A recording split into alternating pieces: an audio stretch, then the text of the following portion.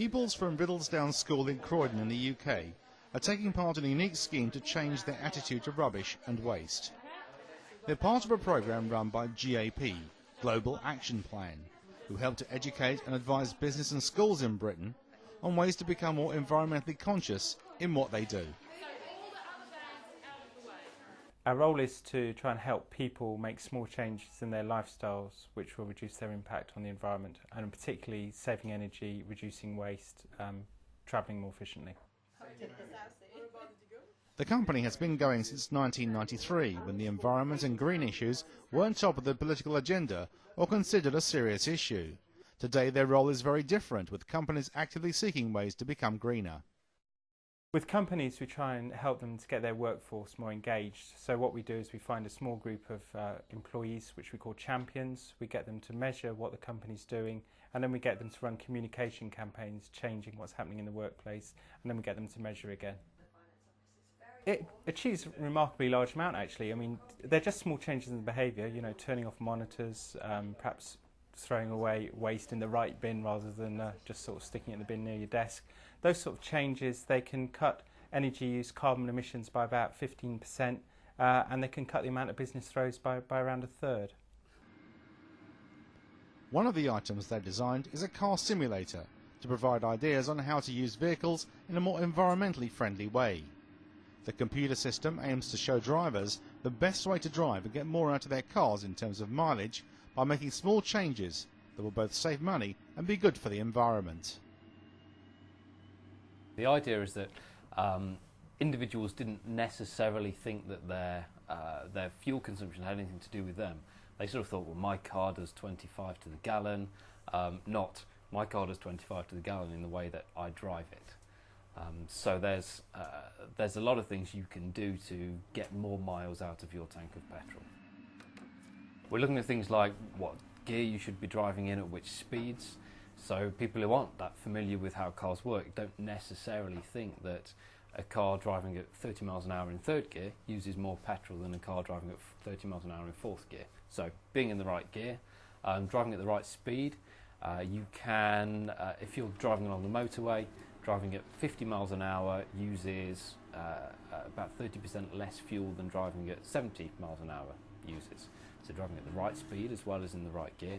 And also things like just looking ahead, not accelerating up to a junction and slamming your brakes on, or accelerating up to a red light and slamming your brakes on. Looking further ahead, driving maybe a little bit more cautiously, a little bit more aware of what's going on, and then you're not always accelerating and braking. You can essentially get about 10 miles per gallon more out of the standard average sort of saloon car, which is a fantastic saving. That's about sort of 30% saving on a tank of petrol. They also have the energy bike. This is used to show just how much power can be generated by pedalling.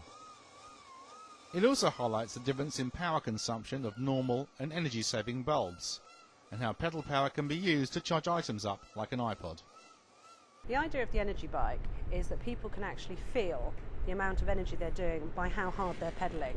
So because things like carbon is so intangible, we try to create things that help people understand exactly what carbon usage is. So for instance, on the energy bike, you pedal it, and the harder you pedal, the more energy you create. So you can understand the difference between different appliances, such as an energy efficient light bulb, which is like just pedaling on the straight, or a normal light bulb, which is like pedaling uphill. It brings it to life for people. It's such an intangible concept, you know, sort of using energy. You can't see it, you can't feel it. So if people actually physically feel it through their body, they understand a little bit better, and it makes them feel much more conscious of it when they go home and they're using their appliances. For the past 2 years, pupils at Riddlesdown School in Croydon to the south of London have been taking part in an experiment to reduce waste.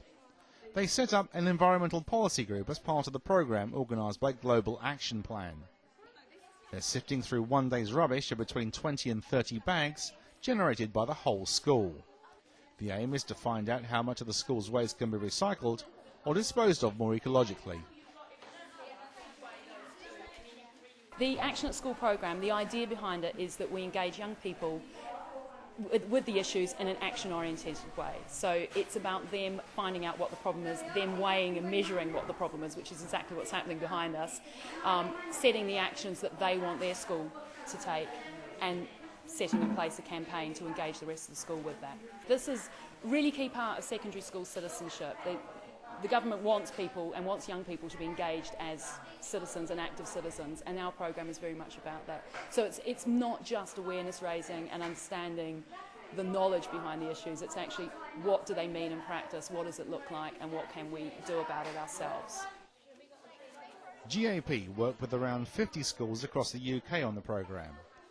Pupils go through rubbish and then audit what's been generated in the bags. They can then decide what to do with the waste and set up their own methods to deal with school rubbish and put in place their own environmental policy, which can bring major benefits. We're actually making them weigh one day's waste. So this has been waste that's been collected by the cleaners from yesterday, and they have collected it all, labelled it up, and the students have now weighed every single bag that was collected by the cleaners in the school for a whole day's waste. So they'll weigh that, we total that, and then they've actually selected some bags to tip out and look at the contents of. So they've separated that up into the different categories, be it white paper, packaging, plastic bottles, tin cans, and having a look and seeing what is the problems with our waste. So it's not just how much waste do we produce, but where are we producing the most waste and what can we do about those things. We have a saying, if you don't measure it, you can't manage it. If you don't know what you're dealing with, you can't do anything about it. And they have this assumption, oh, we need to recycle this or we need to get that in place. But when they actually go through the bags, they know for themselves exactly what's going on. The audit is the clearest way of finding out what's going into the school's bins.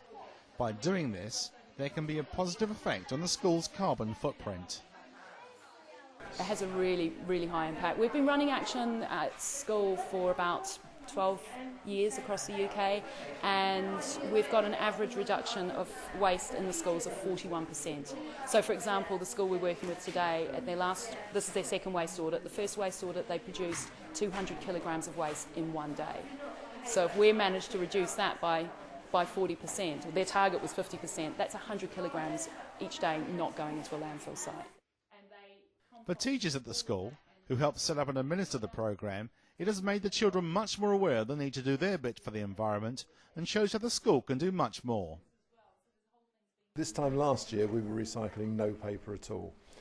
This year we have 3 big bins, skip loads of paper that goes out every week. So enormous amounts of paper recycling going on. What these kids are doing is these kids are working on an environmental audit. We've completed the audit, in other words that's kind of checking what the situation is now. The next thing is we're going to look at what the school can do to improve things. For these children, taking part in the Action Schools programme has made them become more conscious of environmental issues in their lives. I didn't realise how much waste the school used and how much paper we throw away, because I never really noticed the recycling bins. And then when I started helping out, I realised there's actually quite a lot around and that it does help a lot. I have convinced my mum to do quite a lot of recycling, and all my family's starting to get a bit more involved because they see that I am quite passionate about this, and I get annoyed when I walk home and I see people dropping litter. My family are quite, they like to help the environment, because we do quite a lot of things, like we've got a hybrid car, so we try to help the environment as much as we can. So I thought it'd be a good shot to try and do this. It is very important, because if we're going to have a world that's environmentally friendly, it has to start somewhere. This is a good place to start it. The Action Schools programme is having an important impact on these children, which will help them become environmentally conscious throughout their lives.